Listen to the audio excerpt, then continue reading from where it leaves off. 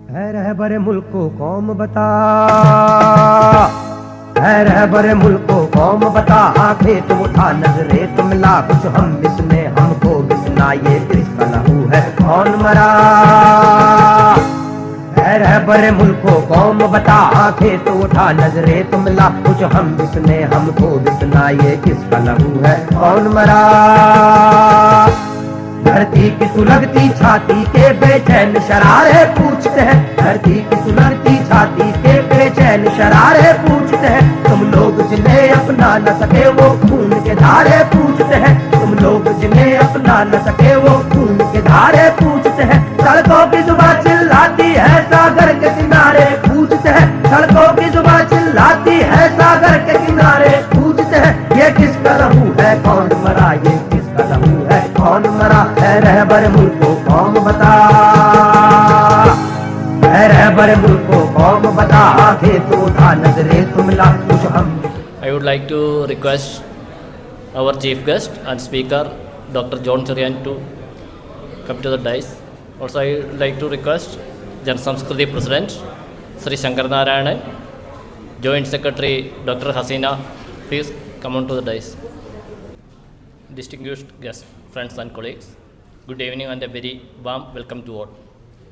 This is the 39th AKG Memorial Lecture commemorating a great revolutionary leader, Comrade A.K. Gopalan, popularly known as AKG, who left us on this day, that is 22nd March 1977 in Kerala. Jan Samskriti feels very happy and proud on the fact that we have been conducting this annual lecture for nearly past 4 decades without any interruption.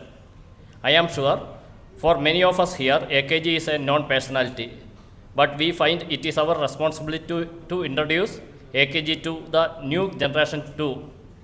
He was a great mass leader who always stood in the forefront to fight for the rights of the people, especially the underprivileged farmers and workers. I am sure AKG's name come to our minds when we again recently witnessed a great farmers rally which ended in a victorious note in Maharashtra. AKG, who was arrested by the British government, was in Vellore jail in Tamil Nadu when the nation celebrated independence. He hoisted the national flag in the jail on 15th August 1947. He was the first leader of the opposition bloc in the parliament. In parliament also he talked for the toiling masses and their rights. My English may be broken, but not the facts I place, is a famous quote by AKG. When we remember such a legendary figure who always raised his voice against all kinds of anti-people policies of the government, we ensure to select a topic which has contemporary relevance, and accordingly, we always reach out to the most well-versed person in that subject. This year, we have chosen the subject to be Sanctions, Tariffs, the new grammar of America, which by all means has a significant place in the present situation. We also feel very proud and glad that we have the most suitable person, Dr. John Cherian, senior journalist and commentator, to deliver the lecture, who is an expert in the field of international politics. We have been experiencing the global impacts of Iran versus US-Israel conflicts, including in India, and now even our kitchens are suffering. I am not going into the details, as I am sure our speaker will shed light on this during his talk. I, on behalf of Jan Samskriti and all of you, once again warmly welcome our guest, Dr. John Cherian. Also, I would like to welcome all of you, including our media friends. I will now request our President, Sri Shankar Narayanan, to preside over the program and proceed further. Thank you. Dear friends, distinguished guests, and comrades, it gives me immense pleasure and deep sense of responsibility to welcome you all to this significant occasion, the 39th AKG Memorial Lecture organized by Jan Samskriti. Since its inception in 1980, Jan Samskriti has been committed to promoting democratic and progressive culture. in a city like Delhi, where diverse culture converge, such initiatives and interventions are not merely relevant, they are essential. Our efforts have always been directed towards harmonizing this diversity while nurturing the cultural expressions of all sections of the society. Over the last 4.5 decades, Janasamskriti has engaged in a wide spectrum of cultural activities, ranging from theatre festivals like Saptarashmi Drama Festival to seminars, discussions, lectures, and sports initiatives across Delhi and NCR. Through programs like Sargolsavam, we have reached thousands of young and emerging artists, fostering creativity, secular values, and a spirit of unity that transcends caste, creed, and religion. Friends, today we gather not only to continue a tradition, but to remember and draw inspiration from a towering figure in Indian public life, A.K. Gopalan, fondly known as AKG. Born in 1904 in North Malabar, AKG dedicated his life to the service of people. From the freedom struggle to the movement of workers and peasants, his life was one of the relentless commitment and sacrifice. He endured imprisonment multiple times, both before and after the independence. As a parliamentarian, elected to the first 5 Lok Sabhas, and as the leader of opposition, he transformed parliament into a powerful platform for voicing the concerns of the common people. In 1930, AKG participated in the Salt Satyagraha and underwent imprisonment, thus beginning his public life. The Hunger March conducted across Kerala following the Guruvayur Satyagraha, the Malabar March to support the responsible government movement in Travancore, and the Farmers March from Kasargod to Thiruvananthapuram in 1960 were all significant events that captured public attention. AKG played a leading role in the anti-untouchability movements such as Guruvayur Satyagraha and Paliyam Satyagraha. His hunger strike against the eviction of Amaravati is considered one of the historic events in Kerala. AKG was a communist who stood with the people, learned from the people, and led them. He was also the first person in India to be detained under the Preventive Detention Act. The case A.K. Gopalan versus State of Madras remains widely discussed even today. AKG's passing came at a critical moment in India's history, soon after the infamous emergency and during a period of significant political transformation. Yet, his ideals continue to guide progressive movements even today. Comrades and friends, the legacy of AKG is closely intertwined with one of the most remarkable chapters in modern democratic history, the transformation of the first elected communist government in Kerala in 1957 under the leadership of Comrade E.M.S. Namboodiripad.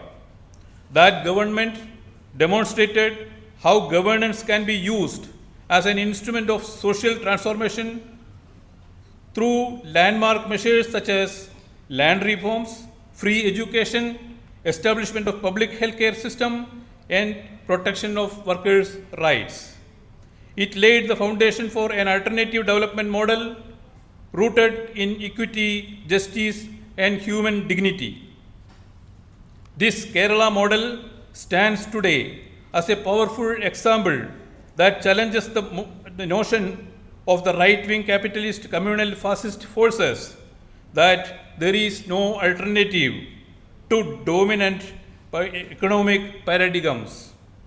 It asserts with conviction that another world is indeed possible. Today, as we look at the global situation, we find ourselves in a deeply complex and challenging environment. The world sees today is not a war between nations. It is a war waged by the imperialist forces and the capitalist system against the people of the world. We are witnessing a reconfiguration of power through economic sanctions, trade wars, and geopolitical strategies. These developments are not distant events. They directly affect the lives of ordinary people. Rising fuel prices, increasing cost of living, disruptions in essential supplies, and growing economic uncertainties are all consequences of these global dynamics. It is in this context that today's lecture assumes great significance. We are privileged to have with us Dr. John Cherian, senior journalist and distinguished commentator, who will deliver the 39th AKG Memorial Lecture on the topic Sanctions, Tariffs, the New Grammar of America. Dr. John Cherian is widely respected for his insightful analysis of international affairs and his deep understanding of global political economy. We are confident that his lecture will provide us with valuable perspectives on the changing nature of global power structures and their implications of countries like India. Friends, at a time when the world is confronted with growing inequalities and uncertainties, it becomes all the more important to resist the values that leaders like AKG stood for: commitment to the people, belief in democracy, and the pursuit of just and equitable society. Let this gathering not only be tribute to his memory, but also a reaffirmation of our collective resolve to carry forward those ideals. With these words, I extend my warm welcome to all of you once again, and I invite Dr. John Cherian to deliver the 39th AKG Memorial Lecture. Thank you so much for inviting me to deliver this prestigious talk on the occasion of the death anniversary of the great AKG. It's such a great honor, and I've had, many of you don't know about this, but I've had the privilege of meeting AKG on a couple of occasions. Many of you are very young. I was a student in JNU, and Prakash Karat, the student leader there, he had gone underground during the emergency, and we were requested to go and look up Prakash's mother, who used to stay here in Vittal Bhai Patel House. So most of the time, AKG used to be there, and used to come there in the evenings, and I remember his very earthy sense of humor, so all the time smiling and laughing. So I have a very, very, very strong memories of our small interactions with him. His commitment to the anti-imperialism struggle is, of course, reflected in his political career and writing, and his great contribution to the communist movement in the country. I mean, I don't have to talk about it. I mean, the entire nation knows about it.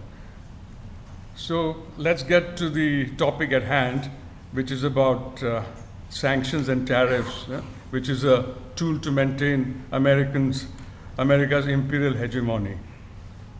The world's attention today is focused on the war imposed on Iran. It's a continuum of the imperial violence unleashed on the energy-rich region for decades.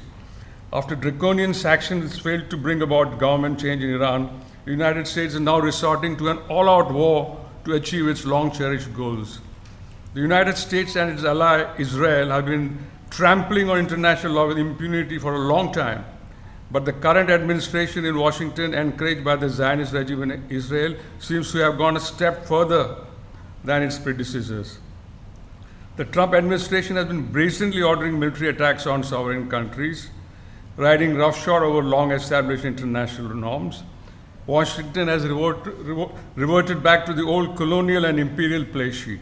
The Trump administration has officially revived the discredited early 19th century Monroe Doctrine and has declared that the entire American continent is within its sphere of influence. The US National Security Strategy Report released late last year forcefully asserts this pledge to reassert and enforce the Monroe Doctrine to restore America's preeminence in the region. It's an official stand. The United States government is now resorting to the decapitation of leadership in countries which it considers hostile, hoping that a more planned leadership will emerge. You know what happened in Venezuela. I'm not sure whether the leadership is planned or not, but it is definitely playing ball with the Trump administration at this juncture. This strategy is being taken to the cruelest extreme in Iran today. The US and Israel, not satisfied with the assassination of the supreme leader Ayatollah Ali Khamenei and the top military leadership in the first wave of attacks on Iran, has been further upping the ante by killing those who have now replaced them. The cold-blooded assassination of Ali Larijani, the secretary of the Supreme National Congress, along with General Ghulam Reza Soleimani, the head of the Basij force, by the US-Israeli forces, were part of the attempts at leadership decapitation. Trump in his first term had given ample indications that he cared little for international law or established diplomatic norms. The killing of the charismatic Iranian General Qasem Soleimani, the head of the Quds force, on January 2020 on Trump's order while he was on a diplomatic mission to Baghdad is an illustration. The Trump administration's so-called success in Venezuela no doubt encouraged it to try similar tactics in Iran. Israel and its strong domestic lobby in the US had a big role to play in instigating Trump to start the war, which has now engulfed the entire Gulf region and adversely impacted the global economy. Energy prices have shot up in most countries, the most affected being countries belonging to the global south. In his second term, Trump had ordered military attacks and intervention in 8 countries. The Trump administration doctrine seems to be destroy first and make deals later. His Secretary of State, Marco Rubio, in a speech delivered at the Munich Security Conference in February, actually extolled the merits of European colonialism and Christian civilization. Nader Hashemi, a scholar of modern history in America's Georgetown University, has said that as a result of this nakedly imperial policies being pursued by the Trump administration, the consequences for international relations will be enormous, especially in the global south, where the global identity of nation states was formed in the context of the decolonization struggle against Western imperialism. America's infatuation with sanctions against sovereign countries which refuse to bow to its diktats started in the early part of the 20th century under the presidency of Woodrow Wilson. Wilson had said that a nation boycotted is a nation that is in sight of surrender. Apply this economic, peaceful, silent, deadly remedy, and there will be no need for force. It's a terrible remedy, Wilson had said. Wilson, during his term in office, initiated sanctions against Mexico, Germany, and some other countries, but the American sanctions in the pre-Second World War era were much limited in scale than the punitive sanctions the United States has been implementing after the start of the Cold War. Most of the American sanctions since the beginning of the Cold War were against the Soviet Union and the countries which were members of the Socialist Bloc. But adding tariffs as an additional tool to exert pressure on countries has been resorted again by the Trump administration after almost a century.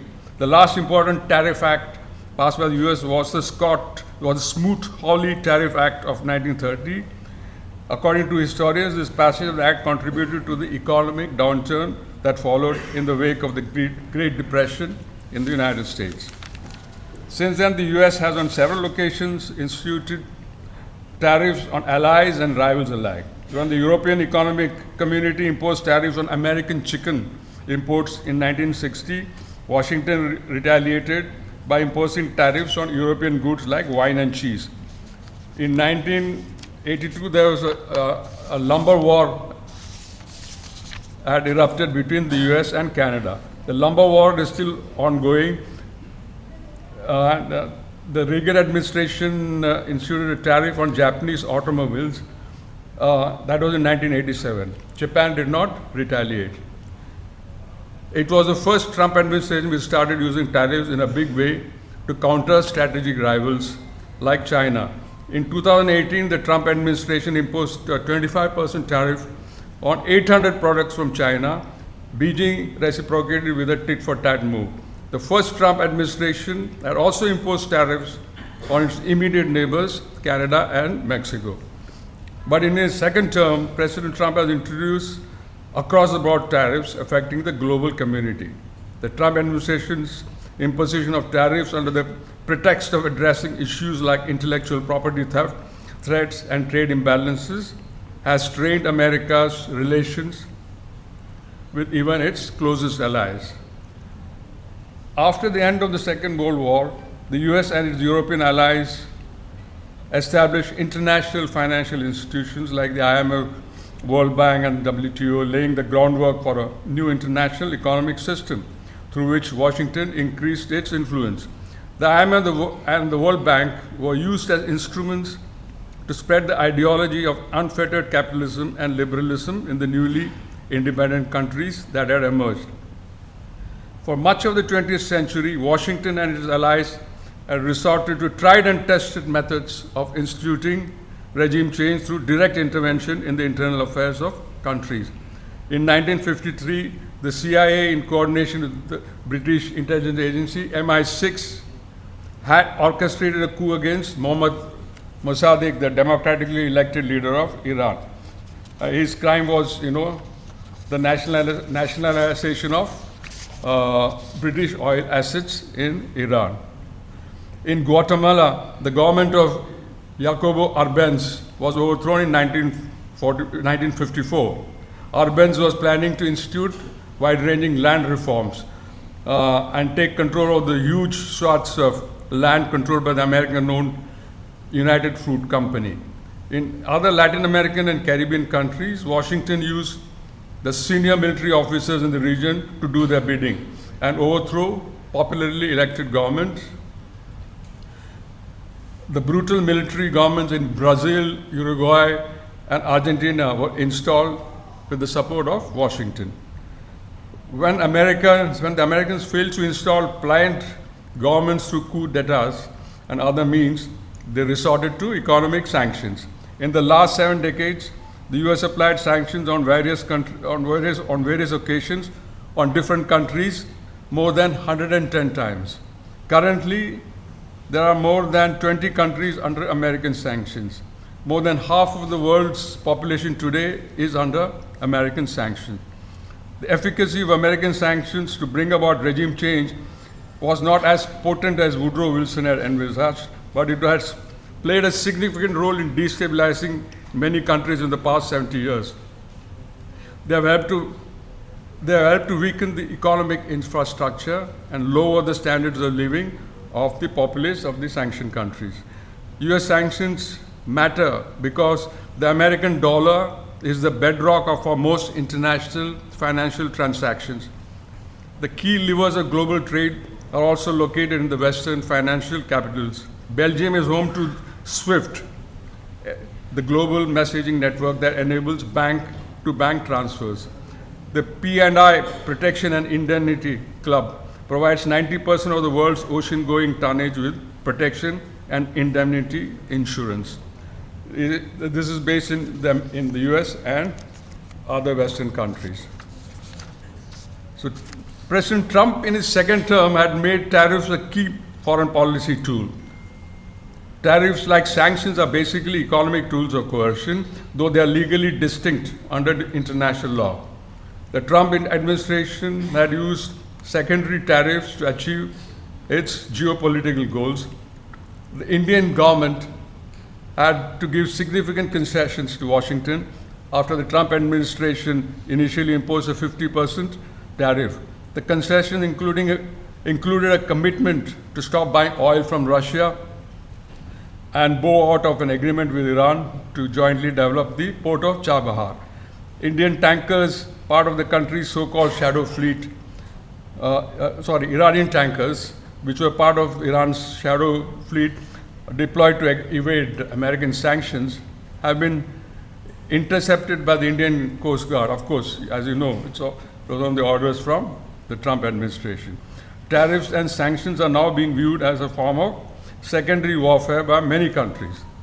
Russia and Iran have found innovative ways of bypassing American sanctions by dealing in yuan and other currencies with third countries. The Iranian ships intercepted by the Indian Navy were not doing anything illegal. Bypassing American sanctions is not a crime. It's only illegal for Western companies to facilitate this transport under American law, American sanction law. As far as sanctions are concerned, India has first-hand experience under previous American administrations. The toughest was when the Clinton administration imposed after India tested its nuclear weapon in 1998. The Clinton administration cut off military aid, banned the export of dual-use technology, and opposed loans from the IMF and the World Bank to India. The Americans used the sanctions to leverage the BJP-led government to make compromises and shift India's foreign policy closer to the West. The UPA government, which followed, further deepened this relationship. India is now among the closest strategic partners of Washington in the region, being part of organizations like the Quad, which is a military grouping formed with the sole aim of confronting China. The strategic autonomy that was the hallmark of India's foreign policy has been seriously compromised, though India, like Israel, has been accepted as a de facto state by the West, de facto nuclear state by the West. American sanctions on India were only lifted in 2008, following the signing of the US-India civil nuclear deal. Today, under defense agreement, India has given access to its ports and airports to American ships and planes. India has been designated as a major defense partner by the United States. Only two countries have been given such a special two non-NATO countries have been given this kind of designation. The present Indian government claims to be following a policy of multi-alignment, having informally given up on non-alignment. After the US and Israel launched their attack on Iran, the Indian government refused to condemn it. The Indian Prime Minister was in Israel 3 days before the American war on Iran started. Addressing the Israeli Knesset, the parliament, Narendra Modi pledged India's continuing support to Israel. He said India stands with Israel firmly, with full conviction in this movement and beyond. Modi assured the Israeli Knesset, even as war clouds were hovering on the horizon. The Indian Prime Minister did not even bother to send a condolence message mourning the assassination of Iran's supreme leader. It took almost 4 days for a senior official from the Ministry of External Affairs to go and sign a condolence book in the Iranian embassy. I mean, at least the foreign minister should have gone to do that. The torpedoing of the Iranian ship, which had come to Visakhapatnam for naval exercises, I mean, the reaction of the Indian government to that was also very lukewarm. The ship was returning home after participating as a guest of the Indian Navy in an international fleet review. The ship was sunk just off the Indian coast. This way the Americans brought the war with Iran close to our borders. The ship sank just off the Indian coast. More than 80 Iranian sailors died. It took the Indian government more than 24 hours to issue a statement. There was no condemnation of the American action. It was only after the closure of the Strait of Hormuz, which affected India's energy supplies, that the Prime Minister the Indian Prime Minister thought it fit to speak to the Iranian President, Masoud Pezeshkian. The UN Human Rights Council has stated that the use of economic sanctions for political purpose violates human rights and the norms of international behavior. Such actions may precipitate man-made human catastrophes of unprecedented proportions. The most draconian sanctions that the Americans have imposed are on countries that dare to choose their own paths of development. When Chile elected a socialist president, Salvador Allende, in 1970, Richard Nixon, the American president at the time, ordered the CIA to make the Chilean economy cry. The decision was made within a week after Allende took office. Allende, a Marxist, had pledged to nationalize Chile's American-owned copper mines. Besides imposing economic sanctions, Washington spent more than $8 million in covert actions between 1970 to 1973 to destabilize the socialist government in Chile. The CIA also played a big role in the military coup that overthrew Allende. According to Peter Kornbluh, director of the Chile Documentation Project at the National Security Archive in Washington, the Nixon administration ordered the invisible blockade, the cutoff of international aid and assistance, stifling loans from the World Bank and Inter-American Development Bank, cutting off export credits from the United States, and obviously pouring money into the militant pro-coup opposition and expanding contacts with the Chilean military. This was done just a week after Allende took office. Socialist Cuba, and we know Cuba is under tremendous pressure these days. They have not received oil for the last, since the overthrow of since the capture of the Venezuelan president in the first week of January. Socialist Cuba has been under sanction since the triumph of the revolution. President John F. Kennedy implemented a full economic blockade on the country on February 1962, suspending all trade and prohibiting travel by the American citizens to the island nation. In 1982, President Ronald Reagan put Cuba on the US list of state sponsors of terrorism. For Cuba's support for liberation struggles in the African continent and for its support to left-wing movements in Latin America. This move prevented Cuba from accessing credits and loans in the international financial markets. The IMF and the World Bank were banned from providing loans to Cuba. The Torricelli Act, passed by the US Congress in 1992, further tightened the American blockade on Cuba. American-owned firms operating in third countries were barred from doing business with Cuba. The act, also known as the Cuba Freedom Act, also authorized American presidents to sanction countries that provide assistance to Cuba. The Clinton administration implemented the Helms-Burton Act, which aimed at discouraging non-American companies from investing in Cuba. When Cuba's tourism sector started expanding, the administration of George W. Bush implemented measures to prevent foreign banks from helping Cuba to use its hard currency to import food and other essential goods.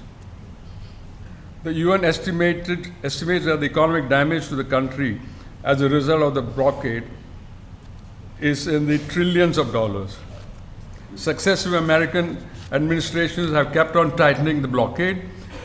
A slight thaw emerged between Washington and Havana during the second term of Barack Obama, but it evaporated soon after Donald Trump assumed the presidency. The Obama administration had removed restrictions on Americans traveling to Cuba and the remittances of dollars by Cubans in America to their relatives on the island. Cuba was also removed from the list of countries sponsoring terrorism, and 60 American companies signed business deals with Cuba. But the thaw only lasted just a couple of years, because once Trump took the presidency, he immediately reimposed the draconian sanctions on Cuba. In the beginning of the second term, Trump had made clear his intention to blockade Cuba into submission and effect regime change. He had torpedoed the tentative move between the two countries to establish full diplomatic relations and introduced 240 more sanctions in his first term. These sanctions included banning cruise ships. Cruise ships are very important for tourists to reach Cuba. Stopping direct flights from major American cities to Havana and imposing sanctions on ships carrying Venezuelan oil to Cuba. Tougher restrictions were imposed on money transfers from the US to Cuba. Cuba was again put on the state sponsors of terrorism list.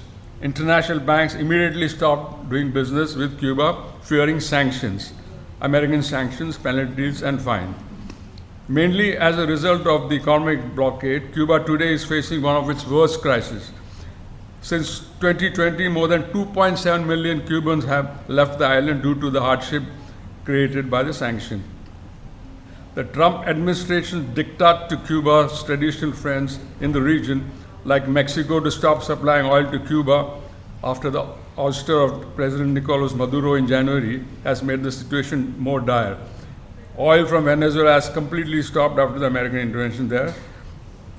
Trump's threats to slap punitive tariffs on countries supplying oil to Cuba has stopped even countries like Brazil and Colombia, both under left-wing governments, to come to the rescue of the beleaguered people of Cuba. The US is conducting international piracy on the Caribbean Sea, that is restricting and blocking the supply of oil to Cuba. This is what Cuba's ambassador to Venezuela recently stated. In one of his most outrageous statements in recent months, Trump said that Cuba is falling on his lap and that he will authorize his Secretary of State, Marco Rubio, to supervise the running of the country.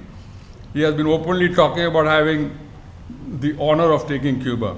He has also threatened the Cuban President Diaz-Canel with a fate similar to that of Nicolas Maduro if he does not resign. The Trump administration wants a regime compliance similar to what happened in Venezuela, in Cuba. This, of course, is easier said than done, given the Cuban people's history of resistance. Cuba tided over this special period that followed after the collapse of the Soviet Union and the Socialist bloc. With the sources of energy and food import cut off, Cubans those days tightened their belts to overcome their gargantuan problems. During the special period, which lasted from 1990 to 1995, Cubans on an average lost 9 to 14 kilograms in weight, body weight, as a result of the American sanctions. But the Socialist Republic survived the special period and emerged stronger. The international community is with Cuba. For the last 33 years, the UN General Assembly has been voting overwhelmingly for the lifting of the American economic blockade on Cuba.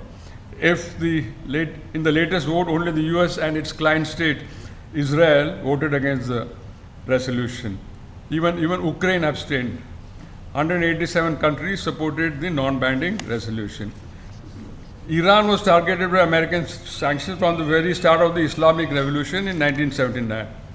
The United States had first tried to overthrow the new government, which had replaced the pro-American monarchy, by instigating an 8-year Iran-Iraq war. Washington and its allies in the Gulf, the rich monarchies, had given a blank check to Saddam Hussein to launch an invasion of Iran in 1980. The Iranian government at the time did not have many friends. Moscow and Baghdad, the Soviet Union and Iraq were strategic allies for a long time. More than 500,000 people on both sides were killed during the 8-year war. After the 8-year war ended in 1988, Washington's immediate focus on the region shifted to Iraq. Israel too had encouraged Washington to prioritize Iraq, claiming that Baghdad had an advanced weapons of mass destruction program and was on the verge of acquiring a nuclear weapon. Similar argument they've been making against Iran for the last 15-20 years. Israel had bombed an Iraq light water research nuclear plant in Osirak, built with French help in 1981. The invasion of Kuwait put Iraq under international sanctions, and the United States military saw to it that the sanctions were strictly implemented. A no-fly zone was imposed over Iraq by Washington. A comprehensive trade and financial embargo was imposed on Iraq. In 1991, following the passage of the American orchestrated Resolution 661 in the UN Security Council, Iraq had lost control of all its oil and gas revenues under the sanctions. The inhumane sanctions on Iraq were only lifted after the invasion of Iraq by the American forces in 2003. The sanctions on Iraq had led to the collapse of Iraq's advanced health sector, which was once the pride of the Arab world. UN agencies said that more than 500,000 children under the age of 5 may have perished as a result of the American-led sanctions. American sanctions against countries like Cuba, Iran, and Iraq banned the import of so-called dual-use items. Power and water treatment plants of Iraq were destroyed during the first Gulf War. They could not be repaired because of the ban on the import of dual-use items. Because of the inhumane sanctions policy, 59% of the Iraqi population were denied access to clean potable water, leading to outbreaks of cholera and typhoid among the most vulnerable sections of society. The American sanctions on Venezuela were strengthened during the second term of President Barack Obama. In 2015, Obama declared Venezuela as an unusual and extraordinary threat to US national security and laid the groundwork for the imposition of punitive sanctions targeted mainly at its oil industry.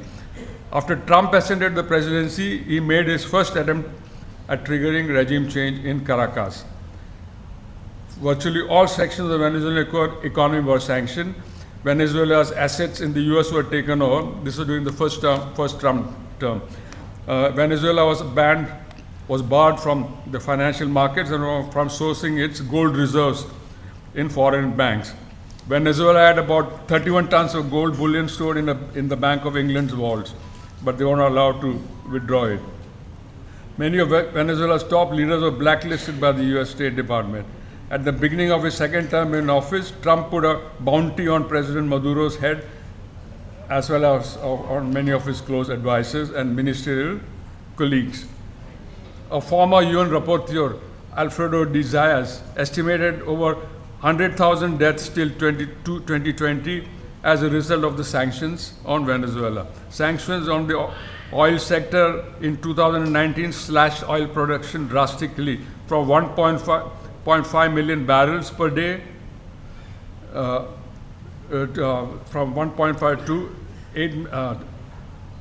8 million Venezuelans had to leave their homeland because of the economic collapse triggered by the American sanction. Iran was never off the American radar, even though the Bush administration was preoccupied with Iraq. The Clinton administration had simultaneously implemented the Iran and Libya Sanctions Act in 1996 that put in place secondary sanctions on countries doing business with the two countries, with Libya and Iraq. In 2012, Washington imposed sanctions on Iran's central bank, effectively cutting the country off from international financial institutions. Iran got a brief respite from the sanctions after the signing of the Joint Comprehensive Peace Agreement, JCPOA, signed in 2015 when Obama was the president of the United States.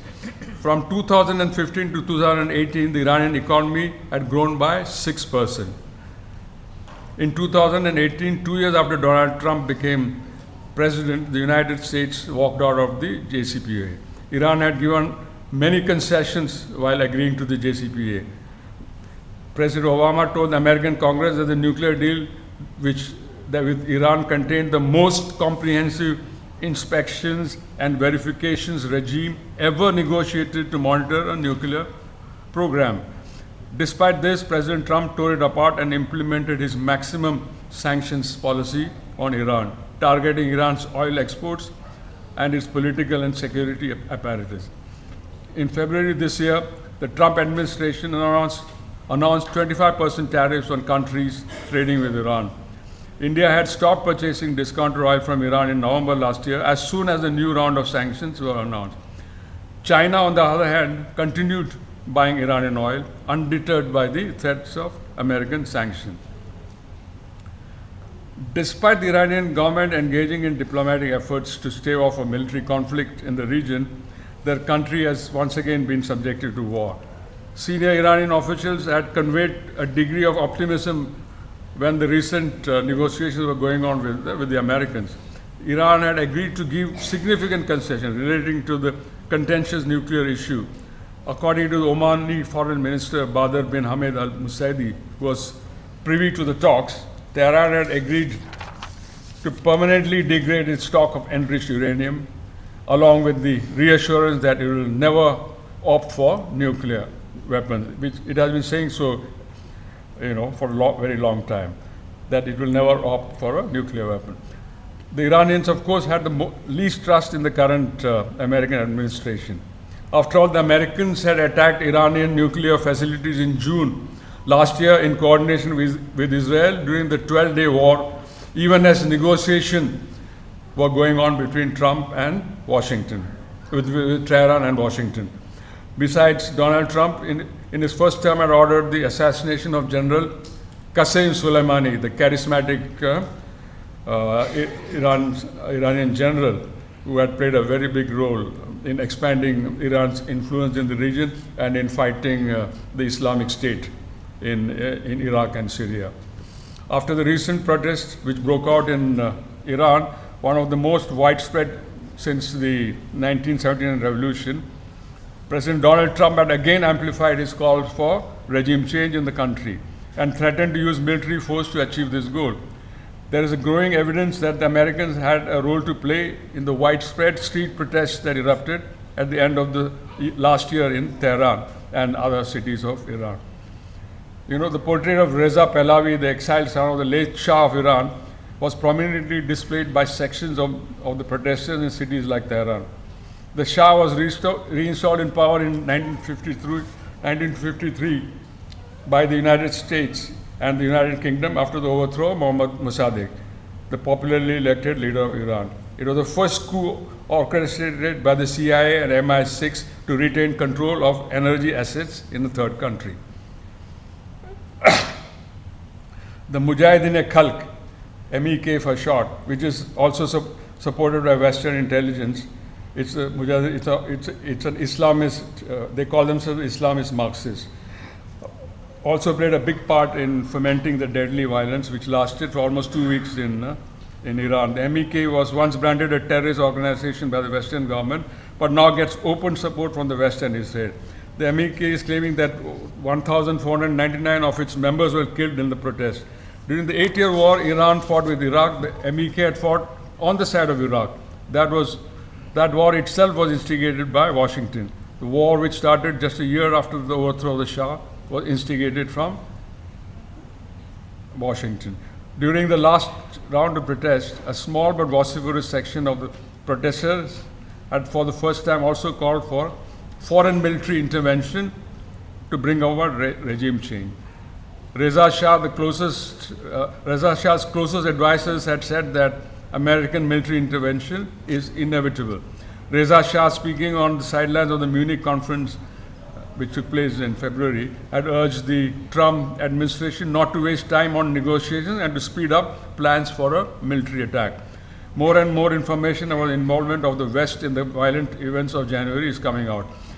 The Wall Street Journal has reported that more than 6,000 Starlink terminals were purchased by the US State Department and were smuggled into Iran after the demonstrations broke out and the curtailment of the internet was curtailed by the government. An official Mossad account urged Iranians, Mossad, the Israeli Secret Service, urge Iranians to take to the streets, declaring that we are with you in the field. Israel's Channel 14 said that foreign actors are among the protesters, and that is the reason why hundreds of regime personnel were killed.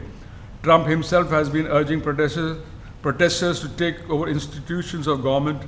He encouraged them by saying that the US was locked and loaded, quote unquote, to protect the protesters. The American and Israeli military intervention came 2 months later, but by all accounts, the majority of Iranians have chosen to rally behind the flag of the Islamic Republic. The main reason why the Iranians took to the street was to protest against the dire state of their economy.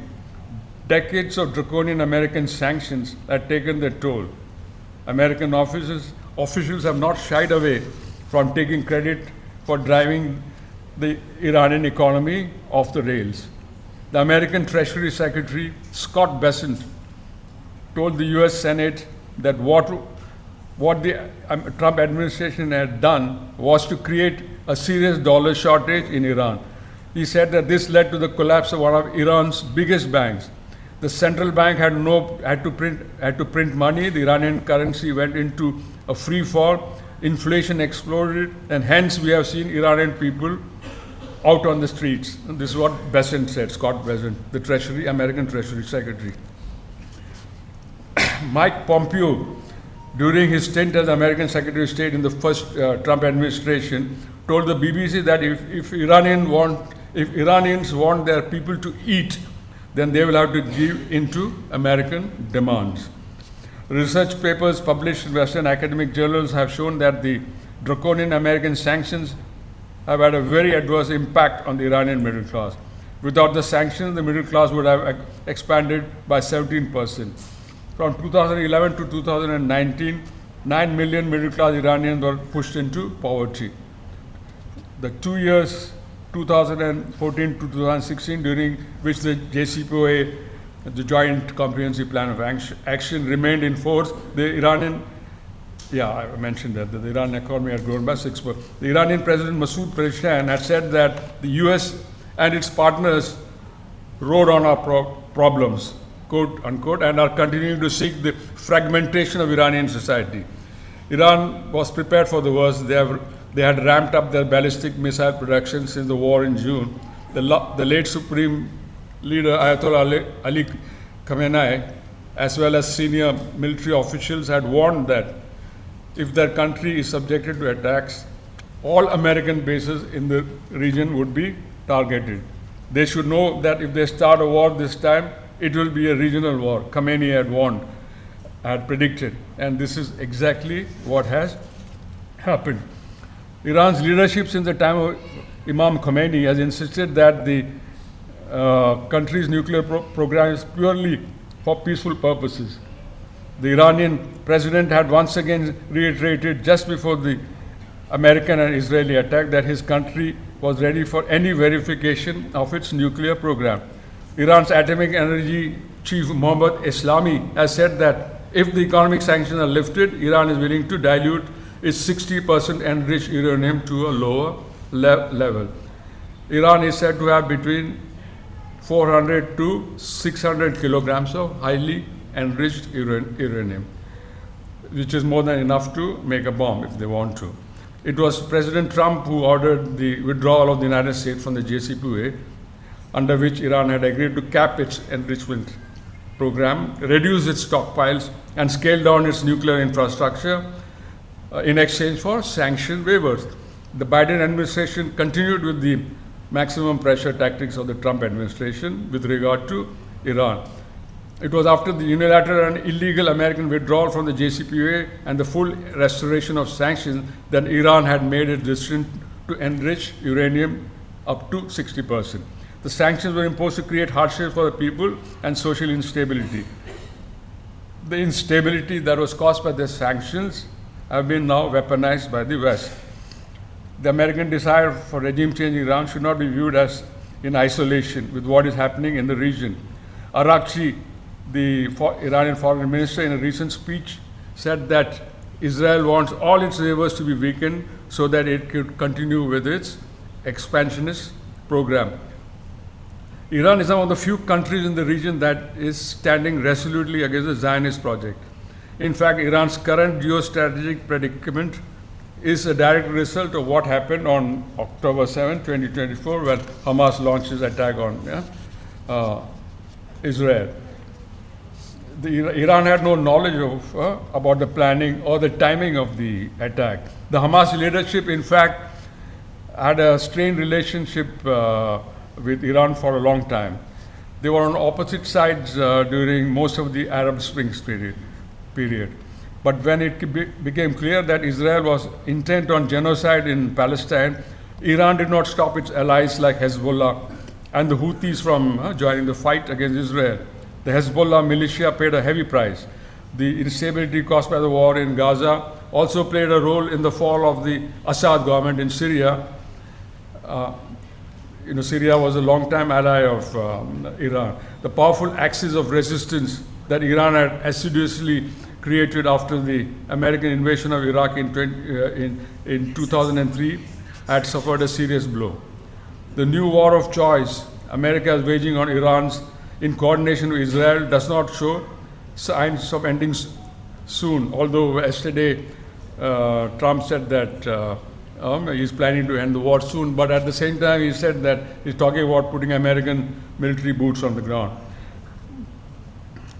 Iran has learned lessons from the 12-day war, which happened last year. Facing an existential threat, Iran had now closed the Strait of Hormuz. Gas output from Qatar and oil production and exports from the Gulf states have been severely affected. Price of petrol has now gone up even in the United States, which is the world's largest oil producer. And the global economy could be even more severely impacted if the war drags on. The Americans find themselves being pulled into yet another quagmire in the region. Iranians are used to protracted war and suffering. The death toll in Iran is mounting by the day. 160 girls, as you know, were killed in an American attack on a school in the town of Mina. Iran has strong diplomatic support from China, Russia, and most of the BRICS countries. President Vladimir Putin characterized the supreme leader, Ayatollah Ali Khamenei's killing a cynical violation of all norms of human morals. China has said that the killing was unacceptable. Russia and Iran have agreed had signed a comprehensive strategic peace treaty in 2025, but the treaty, however, does not have a mutual defense clause.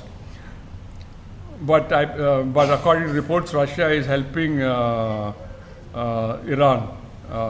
militarily by telling them about the positions of Israeli and American military in the region. Some Western academics have given the example of South Africa as a case study where the implementation of sanctions achieved the laudable goal of dismantling the apartheid regime and ushering multi-party democracy. First of all, sanctions on the racist regime of South Africa were multilateral, not just sanctions imposed by the United States. In fact, the US and the United Kingdom supported the apartheid regime almost till the very end. The ANC was branded as a terrorist organization by both the Reagan and Thatcher governments. The terrorist tag on Nelson Mandela was only lifted by the United States government in 2008. International sanctions did have a limited impact on the apartheid government. It was isolated on the global stage, but it was a decisive defeat of the South African army in the Battle of Cuito Cuanawale against a combined Cuban-Angolan force in 1988 that was the turning point. At the time, the South African army was the strongest on the African continent. After defeat, the South Africans were forced to withdraw from Angola and to give into the demands for the independence of Namibia. It was the decisive Battle of Cuito Cuanawale that played a role in the final collapse of the apartheid regime. American and Western sanctions played a role in weakening the secular Republican governments in the Arab world. But in the end, it was military intervention by outside powers led by the United States that was decisive in bringing about regime change. In Iraq, Saddam Hussein's Ba'athist government held on despite almost a decade and a half of punitive sanctions.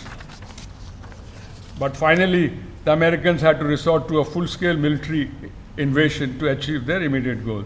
In Libya, the US and its European allies had imposed wide-ranging sanctions, including on oil exports and financial transactions in 1986. Libya's support for liberation movements and groups like the Irish Republican Army, the IRA, earned it the terrorist tag from the American government. Muammar Gaddafi, the Libyan leader, had to make major concessions, including payments of hefty reparations and a pledge to dismantle its WMD program to get the American sanctions lifted. Washington lifted the sanctions in 2000 on Libya in 2004 and had removed the country from the terrorist list. The West, however, used the Arab Spring protests that rocked West Asia and the Maghreb region to once again target the Republican governments in the region. The crackdown on protesters, many of them encouraged and financed by conservative monarchies, gave the administration of President Obama the pretext to impose even further sanctions on these countries. The Libyan government assets in foreign banks were frozen, and the Libyan National Oil Corporation was not allowed to export its oil. Revenues from oil are Libya's primary source of revenue. But the Libyan government could only be toppled after NATO militarily intervened in the country with the UN mandate for protecting civilians. It took the Western Alliance over 8 months to achieve their real goal of achieving regime change. The country remains divided with militias and warlords now ruling the roost after the toppling of Muammar Gaddafi. There is a nostalgia now for the Gaddafi era. When his son Saif al-Gaddafi was assassinated a couple of months ago, his funeral was attended by huge numbers of people, and he was at that time the most popular figure in the country. The secular Ba'athist regime in Syria withstood decades of American and Western sanctions, but was finally hollowed out by the decade-and-a-half-long internal conflict instigated by the West in tandem with its regional alliance like Turkey and the conservative Gulf monarchies. When the sanctions could not do the job, Washington did not think twice about arming and financial radical jihadi groups, including those formerly affiliated to Al-Qaeda. The current president of Syria is a former functionary of the Ahmad al-Shara. President Ahmad al-Shara was once the leader of the Al-Qaeda affiliated Al-Nusra Front. The West had embraced him, though many of Syrians, especially those belonging to the minority Alawite and Druze communities, have not reconciled to the idea of an Islamist taking over a country that was a bastion of secularism and multiculturalism in the region. The events of the last few weeks show that sanctions can boomerang on the oppressor. The blockade of the Straits of Hormuz can be viewed as a form of counter-sanctions by a beleaguered country against its enemies. Iran has turned a key choke point in the world economy into a weapon. 20% of the world's oil and gas and 1/3 of the global fertilizer trade flows through the Strait of Hormuz. Washington has now been forced to temporarily lift sanctions on the sale of Iranian oil by its shadow fleet. Trump has also signaled that he is planning to end the war soon and has been talking about regime change, and he has not been talking about regime change for some days at least. Iran, Russia have shown that the era of American domination in economic warfare can't go on much longer. Thank you very much for listening so patiently. Thank you so much for delivering the 39th AKG Memorial Lecture. Now we have few minutes to interact with the chief guest on the subject. Anybody has any questions can raise your hands and ask the questions. How do you read the silence of Arab bird in this specific issue? Not only in the Arab bird silence in Iran, Israel conflict, and also in the Gaza issue. How do you see that? What will be the long-term consequence of the American aggression? The US power, US dominance in economic dominance and military power is going to decline, or is the US going to gain? I am Nanda Kumar.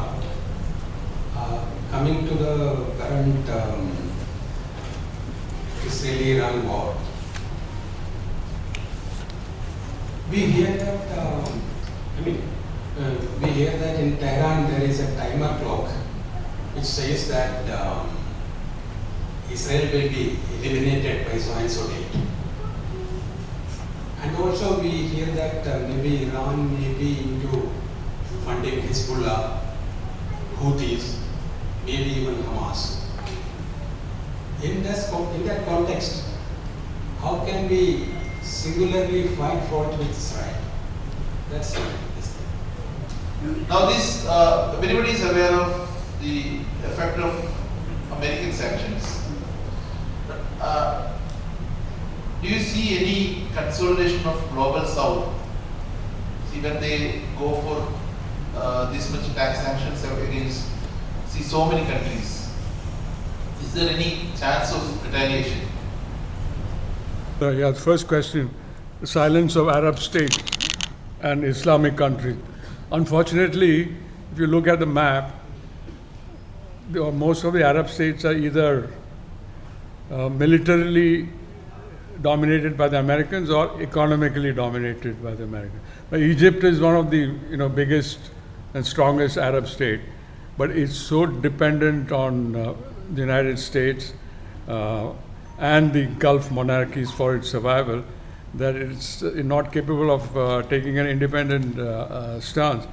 And the Gulf Arab monarchies, I mean, they're so dependent on America, not only the American military but also on Western global finance, that they can't afford to take a stand which goes against the Americans.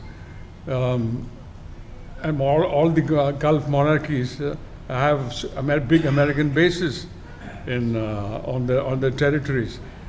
So, Iran is, that's one reason Iran is for attacking the Gulf monarchy, the states like the UAE, Bahrain, and Qatar. You should remember that Israel had attacked Qatar last year, and there was hardly any reaction from Qatar. And when Qatar was under a blockade, Qatar itself was under sanctions from Saudi Arabia, Bahrain, and the UAE for a couple of months. They had threatened to, take over Qatar, but it was only Iran which supported Qatar in those days. So yeah, the Arab states have really, their leadership, the people on the street, I'm sure, and all indications are that they are with Iran, but the ruling classes are totally, now joined on the hip with the United States. The second question was,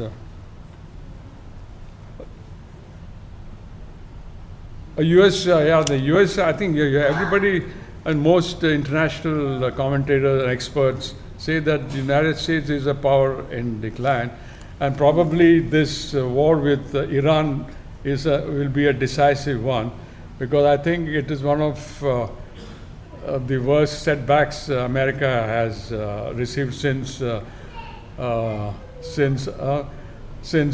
lost the war in Vietnam. The Iran stranglehold on the Straits of Hormuz gives it a terrific grip on the global economy, and there's nothing much Americans can do. They can't go and forcibly open the straits, because the straits at its narrowest is about only 20 miles wide, and Iran has a chokehold on that area. So since the last couple of years, and especially after the formation of BRICS, there has been an effort to do your trading in currencies like the yuan and the ruble.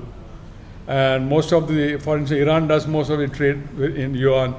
So also does India. Also does a little bit of its trade in yuan. BRICS has been the BRICS grouping has been saying that BRICS countries should not stick to the dollar, and that's one reason why Trump has been threatening BRICS. So I definitely think that the American economic power is in decline, and the dollar is, in a way, dependent to a large extent on China. I mean, if China ups the ante, the dollar could lose much of its value, because people say the dollar is, is not backed by any gold reserves. It's a paper currency, so things can happen. The third question is, the timer talk. Oh yeah, I've been to Tehran many times. My last visit was 2 years ago. I have never heard of this timer clock existing. Nobody has ever even jokingly told me about this timer clock. So no, there's no such thing. What is the second question? After the American invasion of Iraq, 2003, the Iranians knew that after Iraq falls, the next target is going to be Iran. The Americans would focus on Iran. So they went about building this axis of resistance,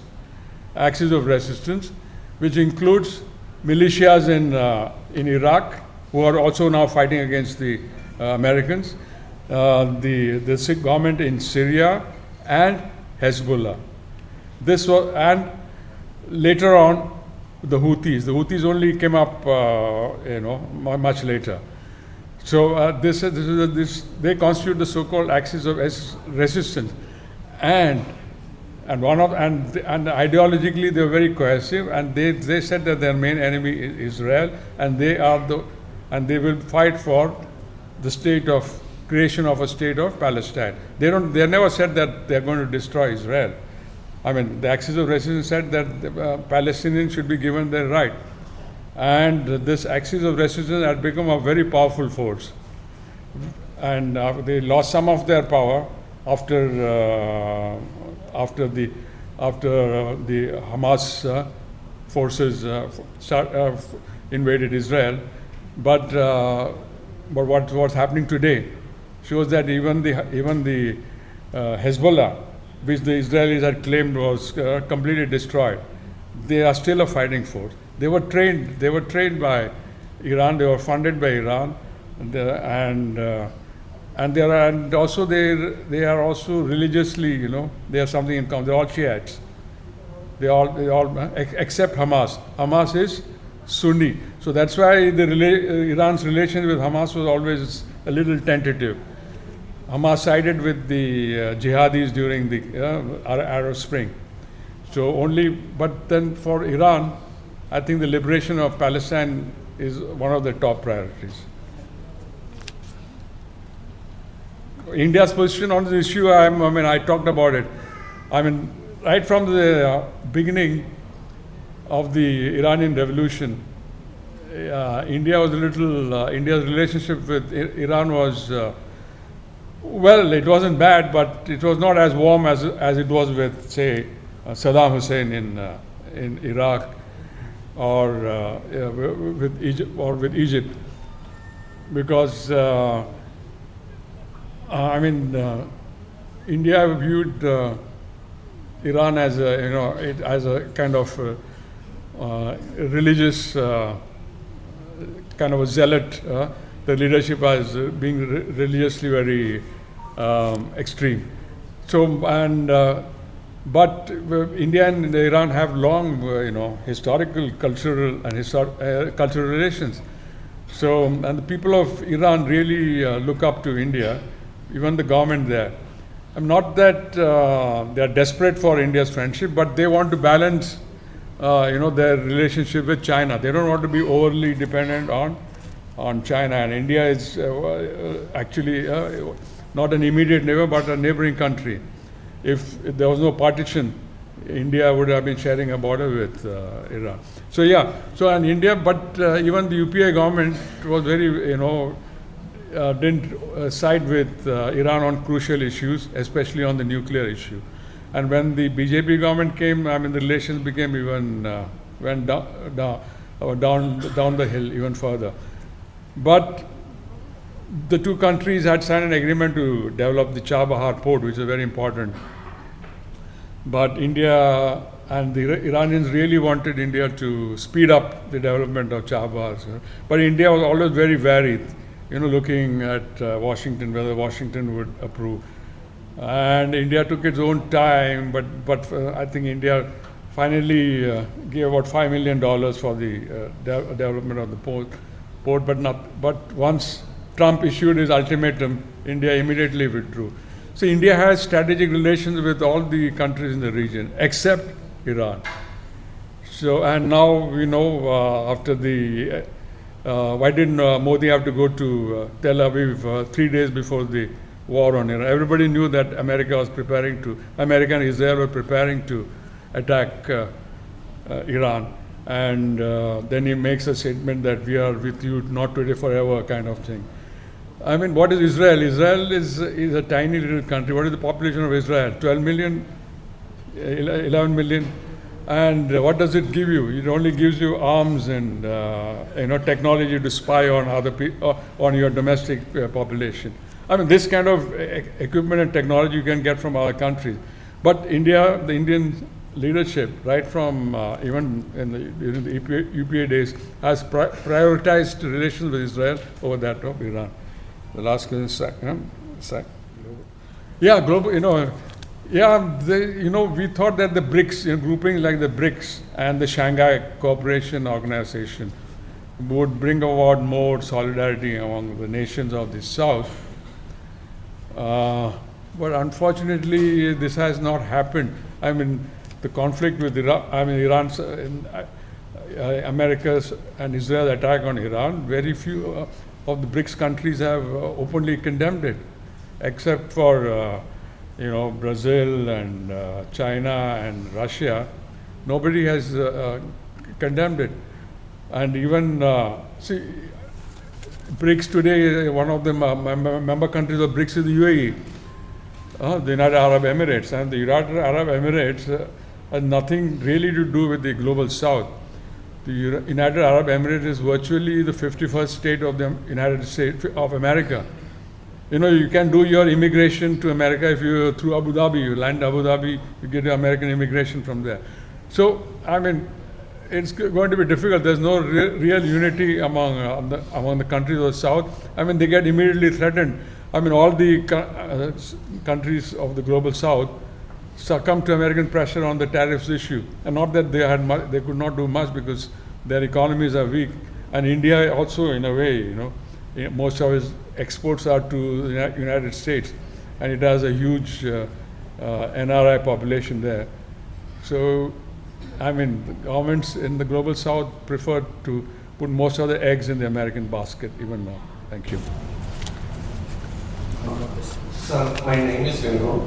My question is, Iran's refusal to stop their nuclear program is the apparent reason for the present conflict.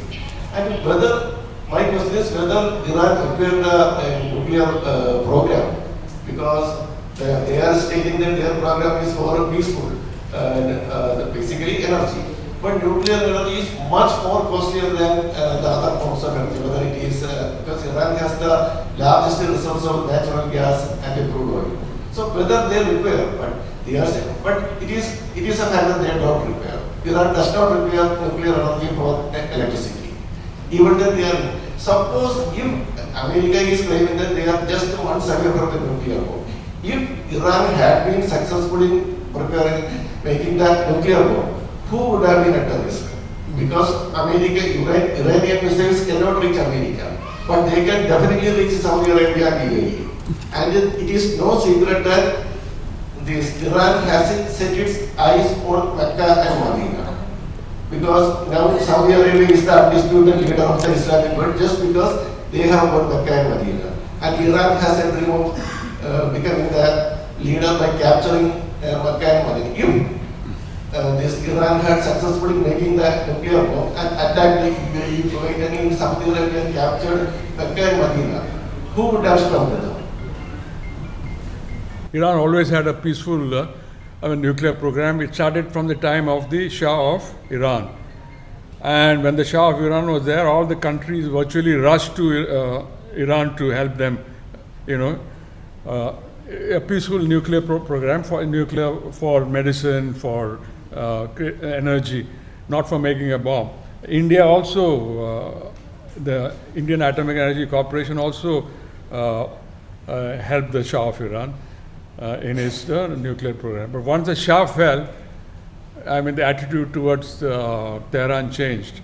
And you must remember that Tehran, Iran is a NPT, signatory of the NPT, Nuclear Non-Proliferation Treaty.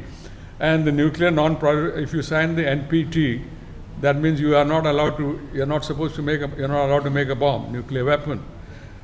India and Israel and Pakistan, which are nuclear weapon power today, were not NPT. They never signed the NPT.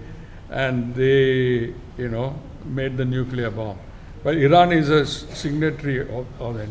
And from the times of the first supreme leader, Ayatollah Khomeini, and the leader who was killed, Khamenei, both of them have been repeatedly saying that it is against our beliefs to have a nuclear weapon.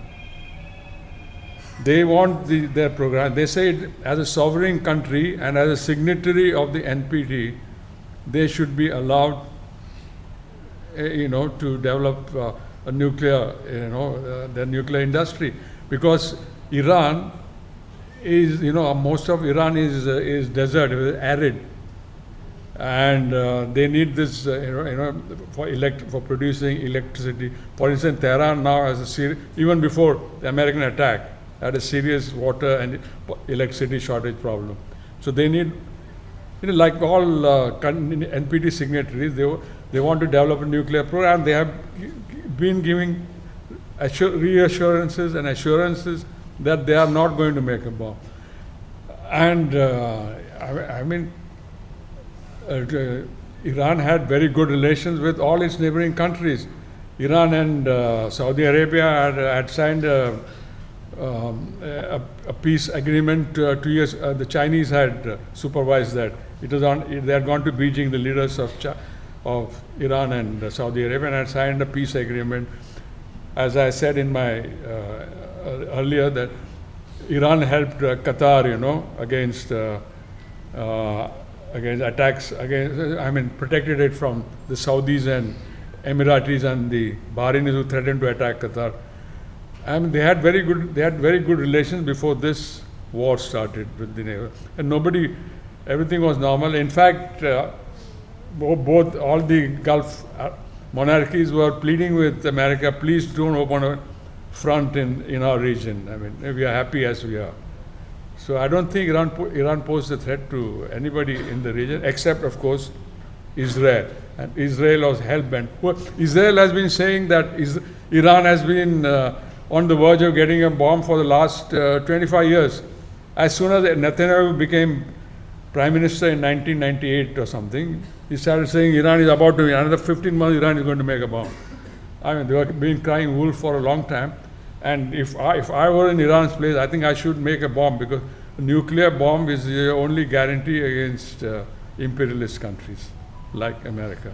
You think America would have done what it dared to do now if Iran had a nuclear weapon?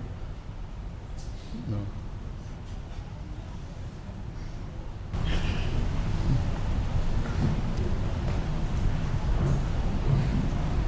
Good evening, sir. My name is Dhanush. So my question is, we have somehow reached a geopolitical bottleneck right now. We are seeing multiple problems throughout the world. For example, there is Russia-Ukraine war, Israel-Palestine, and different problems that are happening right now. So my question is, could this be the next reason for some sort of coalition-based, full-fledged world war or something like that?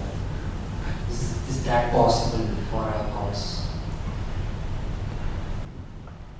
Yeah, a lot of people have been saying that we are on the verge of another world war. But I don't think so, because the war which America has chosen to wage, America and Israel have chosen to wage against Iran, they are totally isolated. None of their allies none of the Western allies are supporting America, despite all the threats being being given by Trump. But I don't think that the world, anybody wants a new war. I mean, because a new world war will be the last war for the planet, because it will be a nuclear war. And I don't think anybody, none of the big powers, I think China is on the, is playing as, wait and watch game. And it is just waiting to emerge as the superpower on par with America. And I think if a multipolar world emerges, chances of another global war will diminish.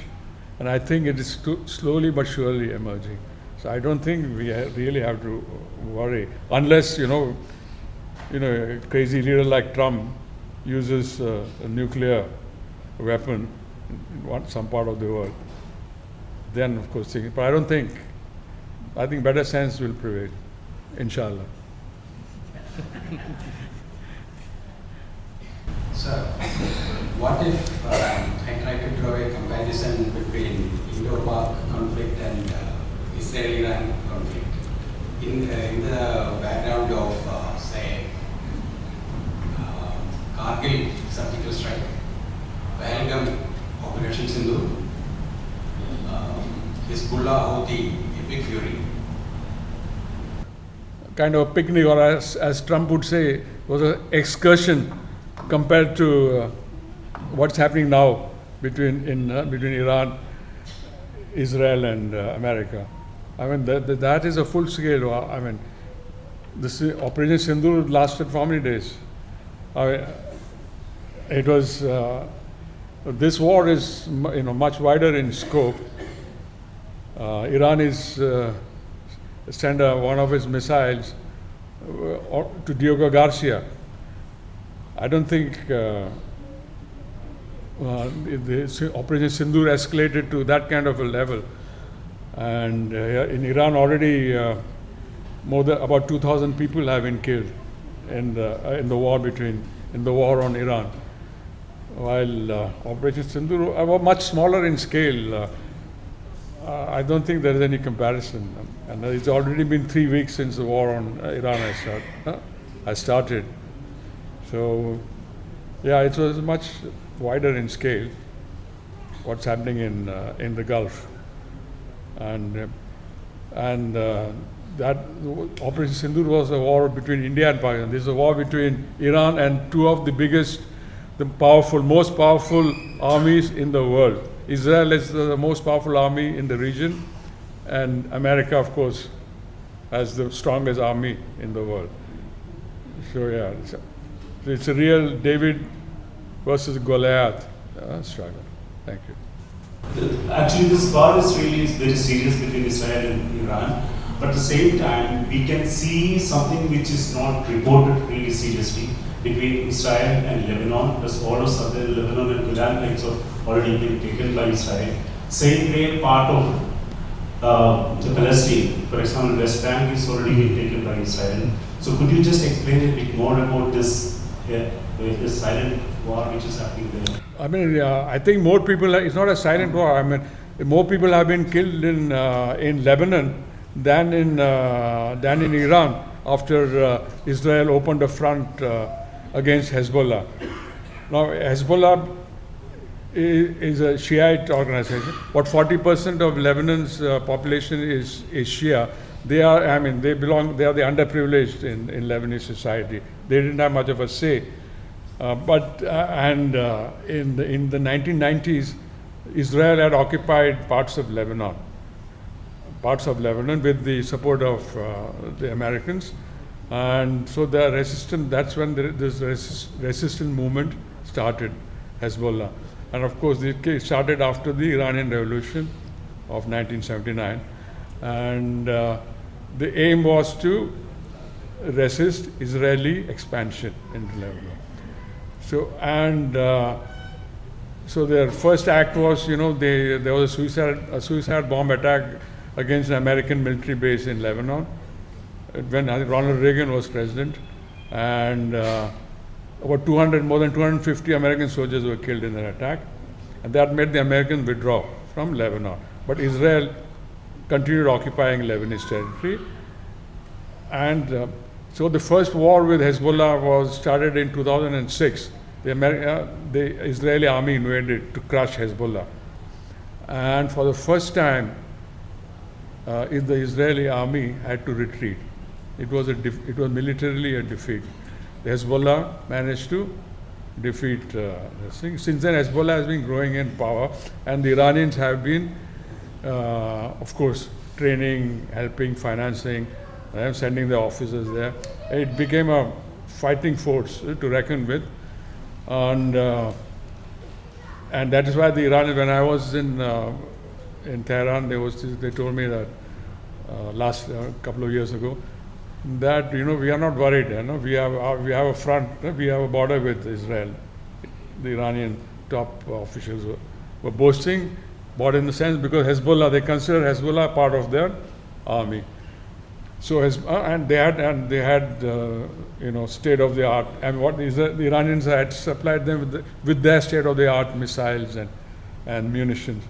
So the Iranians were very confident, but after the Hamas attack on Israel, and as you know, Hezbollah decided to support Hamas, although ideologically, they are not on the same. Hamas, is more Sunni Islamist, while Hezbollah is Shia.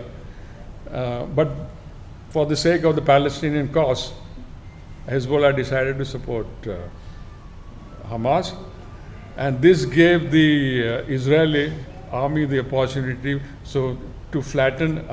While they were flattening Gaza, they also turned their air force and army against the Hezbollah position, and for months they started bombing Hezbollah army positions, and they managed to kill the charismatic leader of Hezbollah, Sheikh Hassan Nasrallah. He was he had a stature almost like the Iran supreme leader, Khamenei. He was very charismatic. And before that, the Israelis, Israelis are very smart. They had infiltrated the Hezbollah, like they had infiltrated Hamas. I remember one Palestinian telling me every second Palestinian is an informer for Israel, because they give you a lot of money. They if you don't cooperate with them, you can't get access to the hospitals. There are many levers, and Hezbollah was badly infiltrated. You remember the story about the transistor bombs? Not transistor, sorry, the phone bombs. Anyway, so they were degraded, but Israelis overplayed the hand. They thought that Hezbollah was totally destroyed. That was not the case, as has been proven now. Today, Hezbollah is standing its ground and firing back at Israeli positions in Israel, within Israel, and Israel has sent its army to capture land in territory in Lebanon, but they are making very slow progress because the resistance has been very strong from the Hezbollah. So Hezbollah is a power to reckon with even now. I think it has to end soon, because the global economy is going down the tube. Even in our neighboring countries, they already raised the price of petrol and gas. Mr. Modi is not doing so because of the elections which are going to take place. New Zealand is running out of, even their allies are telling them, please stop. So I think Trump is trying to get an off-ramp, and he's already said that we have achieved most of our goals, because he has not stated what his goals are. First he said it is regime change, then he said no, it's to cap the nuclear weapons program, then he said that it was to destroy the leadership. So he has not stated what his goal is. So he can say, I have achieved my goals, I stop. We stop. Yesterday he made a statement saying that we have achieved most of our goals. So, but then of course he says I may even send troops to open the Straits of Hormuz. But I don't think it cannot go on, because it's going to be devastating not only for the South, but also for the developed countries. Even, because the most important thing for Trump is the midterm elections in the end of this year. Right now, most of the Americans are vehemently against what he's doing in Iran. Even his base is turning. His evangelical Christian base has also started asking questions. So he has to, everybody knows that he committed a huge blunder by what he has done. So I think my prediction is that within a few days the war should end. But at the same time, Iran has said that the war will only end when we want it to end. You started it. Now, we will decide when to end it. So I don't know. I hope it will end soon. Thank you. Thank you. Thank you so much. And I think we can conclude here. Thank you so much for raising the very, very relevant questions here. And it was a very good interaction also. Now I request Dr. Hasina Join, Secretary of General Sanskrit, to conclude the session. Good evening, everyone. As we come close of this session, I would like to offer vote of thanks for today's 39th AKG Memorial Lecture on Sanctions, Tariffs, the New Grammar of America, delivered by Dr. John Cherian, organized by Janasanskriti. On behalf of Janasanskriti, I extend our sincere gratitude to Dr. Cherian for his enlightening and thought-provoking address. We are indeed fortunate to have had such a distinguished and engaging speaker for this year's AKG Memorial Lecture. Of course, his incisive analysis of global economic strategies, particularly the role of sanctions and tariffs in shaping contemporary American policy, has offered us valuable perspectives on the changing contours of international relations. Thank you, sir. I would also like to express our heartfelt thanks to the President of Janasanskriti, Sri V.V. Shankaranarayan, for chairing this session and for the valuable insights added. Our sincere appreciation also goes to the General Secretary of Janasanskriti for the warm welcome address that set the tone for today's program. I extend our gratitude to our distinguished guests, media friends, and participants for the active engagement and your gracious presence that greatly enriched the session. I would also like to thank distinguished authorities of Constitutional Club for providing this venue for today's lecture. Finally, I thank you, each one of you, for being here as part of this AKG Memorial Lecture. Thank you.